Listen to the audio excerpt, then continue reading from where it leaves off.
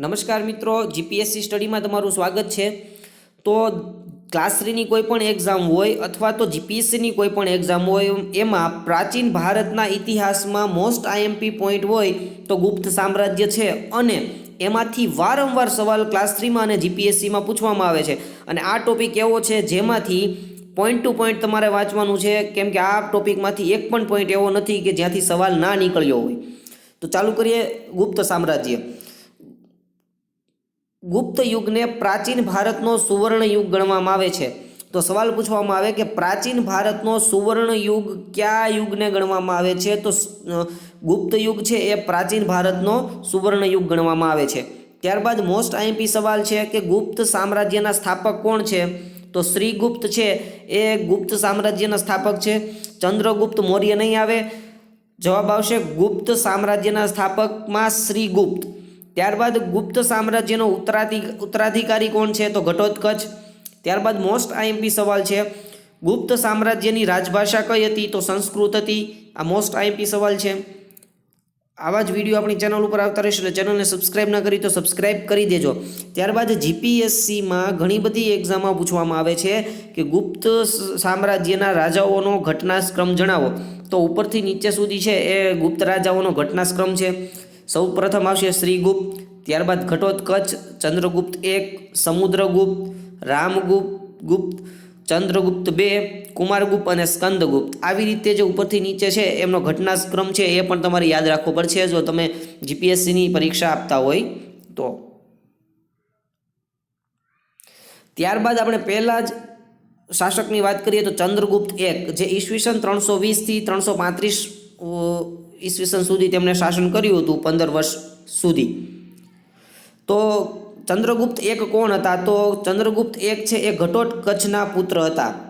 આ પણ સવાલ પૂછાય છે। ત્યારબાદ 3 મોસ્ટ આઈએમપી સવાલો આ સ્લાઇડમાં છે અને ઘણી બધી એક્ઝામમાં પૂછવામાં આવ્યા છે કે ચંદ્રગુપ્ત 1 કોની સાથે લગ્ન કર્યા છે?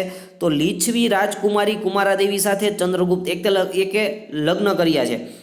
ત્યારબાદ ઈસવીસન 320માં ગુપ્ત સંવંતની શરૂઆત કરી। તો સવાલ પૂછવામાં આવે કે ગુપ્ત સંવંતની શરૂઆત કરનાર કોણ છે? તો જવાબ આવશે ચંદ્રગુપ્ત 1। અને ક્યારથી ચાલુ થઈ? તો ઈસવીસન 320થી। ત્યારબાદ ત્રીજો મોસ્ટ આઈએમપી સવાલ કે ગુપ્ત સામ્રાજ્યનો વાસ્તવિક સંસ્થાપક માનવામાં આવે છે। તો ગુપ્ત સામ્રાજ્યનો વાસ્તવિક સંસ્થાપક કોણ છે એવું પૂછવામાં આવે તો પણ ચંદ્રગુપ્ત 1 જવાબ આવશે। તો આ 3 સવાલો છે એ મોસ્ટ આઈએમપી છે અને ઘણી બધી એક્ઝામમાં પૂછવામાં આવ્યા છે। વિડીયો ગમે તો લાઈક કરજો, ચેનલને સબસ્ક્રાઇબ ના કરી તો સબસ્ક્રાઇબ કરી દેજો। ત્યારબાદ આવે છે સમુદ્રગુપ્તનું શાસન, જે 335થી 375 ઈસવીસન સુધી ચાલ્યું હતું અને 40 વર્ષ સુધી સમુદ્રગુપ્તે શાસન કર્યું હતું। અને સૌથી વધારે ગુપ્ત સામ્રાજ્યમાં કયા શાસકે શાસન કર્યું? તો જવાબ આવશે સમુદ્રગુપ્ત। મોસ્ટ આઈએમપી સવાલ છે। ત્યારબાદ આ પણ મોસ્ટ આઈએમપી સવાલ છે, ઘણી બધી એક્ઝામમાં પૂછવામાં આવ્યો છે કે લીછવી દોહિત્રી તરીકે કોણ ઓળખાય છે? તો લીછવી દોહિત્રી તરીકે સમુદ્રગુપ્ત ઓળખાય છે, કેમ કે લીછવીની રાજકુમારી જે કુમારાદેવી છે એના ઉપરથી એની દોહિત્ર તરીકે તેમનું નામ આપવામાં આવ્યું છે, તેમના માતા છે એના ઉપરથી, એટલે સમુદ્રગુપ્તને લીછવી દોહિત્રી તરીકે ઓળખવામાં આવે છે। ત્યારબાદ આ પણ મોસ્ટ આઈએમપી સવાલ છે, શ્રીલંકાના શાસક મેઘવર્ણનને પરાજય આપ્યો હતો। તો કોણે આપ્યો હતો? સમુદ્રગુપ્ત દ્વારા। ત્યારબાદ આ મોસ્ટ આઈએમપી બહુ બધી એક્ઝામમાં પૂછવામાં આવ્યો છે કે ભારતીય નેપોલિયનનું બિરુદ કોને મળ્યું છે? તો સમુદ્રગુપ્તને ભારતીય નેપોલિયન તરીકે પણ ઓળખવામાં આવે છે અને આ બિરુદ કોણે આપ્યું હતું? તો વિન્સ્ટન સ્મિથે। મોસ્ટ આઈએમપી છે। ત્યારબાદ આ પણ મોસ્ટ આઈએમપી સવાલ છે, તેના રાજકવિ હરિશેણ। તો સમુદ્રગુપ્તના સમયમાં ગુપ્ત સામ્રાજ્યના રાજ્ય કવિ કોણ હતા? તો કવિ હરિશેણ। તેમણે શું કર્યું હતું? અલ્હાબાદમાં અશોક સ્તંભ જે આવેલો છે એની પાસે તેને પ્રશંસા કરતું એક કાવ્ય લખેલું હતું। તો રાજકવિ કોણ હતા? હરિશેણ। વિડીયો પૂરેપૂરો જોઈ લેજો જેથી તમારે એક પણ માર્ક કટ ના થાય। તેના સમયમાં સિક્કામાં તેને પલંગ પર બેસીને વીણા વગાડતો દર્શાવવામાં આવ્યો છે। આ ક્લાસ 3ની એક્ઝામમાં ઘણી વખત પૂછવામાં આવ્યો છે અને આઈએમપી સવાલ છે કે કયા રાજાને તેને પલંગ ઉપર બેસીને વીણા વગાડતો દર્શાવવામાં આવ્યો છે તે સમયના સિક્કાઓમાં? તો સમુદ્રગુપ્ત જવાબ આવશે, જેમને પલંગ પર બેસીને વીણા વગાડતો દર્શાવવામાં આવ્યો છે। તેણે દક્ષિણ પંથમાં જીતેલા રાજ્યોને ગુપ્ત સામ્રાજ્યમાં ભેળવવાના બદલે માત્ર ખાંડિયા રાજ્યનો દરજ્જો આપ્યો. આ પણ સવાલ ખાંડિયા રાજ્યનો પૂછવામાં આવે છે. ત્યારબાદ સમુદ્રગુપ્તના સમયમાં પ્રખ્યાત મંત્રીઓ કોણ કોણ હતા? તો રાજકવિ હરિશેણ, બૌદ્ધ સાધુ વસુમિત્ર અને મહાદંડનાયક તિલભટ્ટ આ સમુદ્રગુપ્તના સામ્રાજ્યમાં મહામંત્રીઓ હતા. ત્યારબાદ આવે છે રામગુપ્તનો સમયગાળો. ઈસવીસન 375 થી 380 વચ્ચે જેણે રાજ કર્યું છે એનું નામ છે રામગુપ્ત, અને સૌથી ઓછું શાસન કરનાર ગુપ્ત રાજવી તરીકે પણ રામગુપ્તનું નામ આવશે, કેમ કે 5 વર્ષ સુધી તેમણે રાજ્ય કરેલું છે. સમુદ્રગુપ્તનો જ્યેષ્ઠ પુત્ર એટલે કે સમુદ્રગુપ્તનો મોટો પુત્ર. શક રાજવીઓએ આક્રમણ કર્યું રામગુપ્ત ઉપર અને તેમની પત્ની ધ્રુવ સ્વામીની દેવી હતી એમને કેદ કરી લીધા. ત્યારબાદ રામગુપ્ત જતા એમનો નાનો ભાઈ હતો ચંદ્રગુપ્ત, તેણે તેમને છોડાવવા શક રાજવીની હત્યા કરી હતી. તો આ પણ ઘણી વખત એક્ઝામમાં પૂછવામાં આવે છે કે શક રાજવીઓની હત્યા કોણે કરી? તો જવાબ આવશે ચંદ્રગુપ્ત, ખાલી ચંદ્રગુપ્ત આવશે જવાબ. અને શક રાજવીઓએ આક્રમણ કરી અને ધ્રુવ સ્વામીની દેવીને કેદ કરી હતી. તો ધ્રુવ સ્વામીની દેવી છે એ રામગુપ્તના પત્ની હતા અને સૌથી ઓછું શાસન કરનાર રામગુપ્ત હતા. ત્યારબાદ મોસ્ટ આઈએમપી એવા ચંદ્રગુપ્ત II ઈસવીસન 380 થી 414 સુધી તેમણે શાસન કર્યું હતું, અને આ જે સમયગાળો હતો ચંદ્રગુપ્ત IIનો એ ગુપ્ત સામ્રાજ્યનો સુવર્ણકાળ ગણવામાં આવે છે. મોસ્ટ આઈએમપી સવાલ, ગુપ્ત સામ્રાજ્યનો સૌથી સુવર્ણકાળ કયા સામ્રાજ્ય દરમિયાન હતો? તો ચંદ્રગુપ્ત IIનું શાસન હતું તે દરમિયાન સુવર્ણકાળ હતો.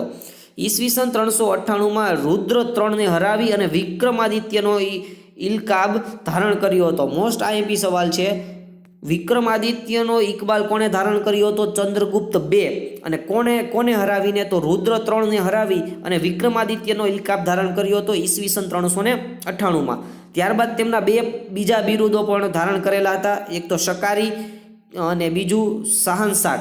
આ તેમના બીજા બે બિરુદો હતા. પણ આ મોસ્ટ આઈએમપી છે, વિક્રમાદિત્ય જે છે ચંદ્રગુપ્તને ઇકલાબ ધારણ કર્યો હતો.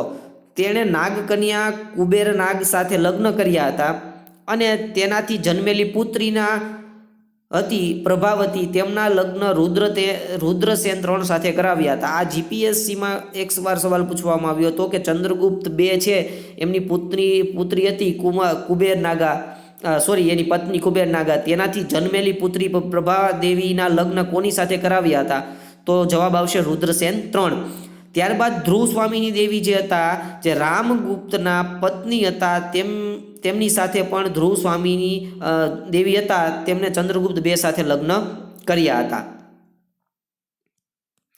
મોસ્ટ આઈએમપી શરૂઆતમાં જે ગુપ્ત સામ્રાજ્ય હતા એની રાજધાની હતી પાટલીપુત્ર, પછી ત્યારબાદ તેને ફેરવીને ઉજ્જૈન કરી. તો એ કોના શાસન દરમિયાન થઈ? તો ચંદ્રગુપ્ત II જવાબ આવશે. ત્યારબાદ એમના દરબારમાં વિદ્વાનો કોણ કોણ હતા? તો મહાકવિ કાલિદાસ મોસ્ટ આઈએમપી ચંદ્રગુપ્ત IIના સમયમાં હતા, વેતાલ ભટ્ટ, વારાહમીર અને ધન્વંતરી.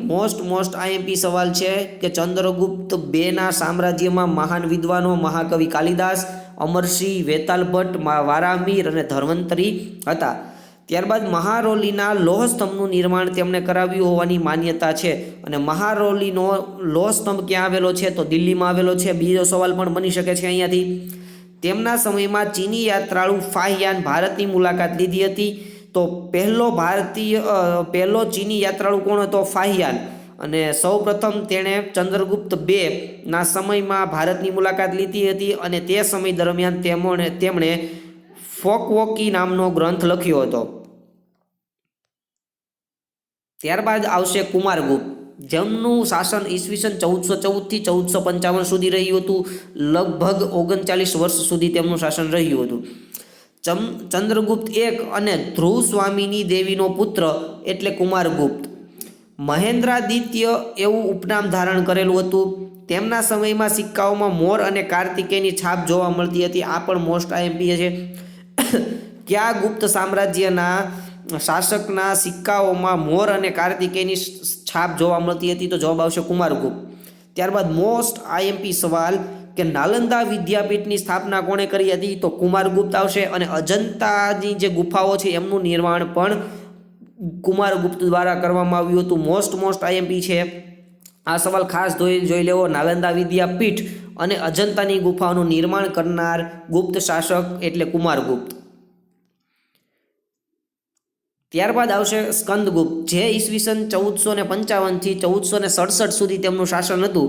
અને મોસ્ટ આઈએમપી પહેલો સવાલ કે ભારતમાંથી હુણો છે એને કોણે કાઢ્યા હતા? તો જવાબ આવશે સ્કંદગુપ્ત.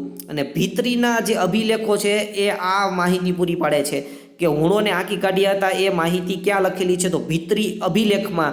અને હુણોને હાંકી કાઢનાર ગુપ્ત સામ્રાજ્યના સમ્રાટ કોણ હતા? તો સ્કંદગુપ્ત જવાબ આવશે.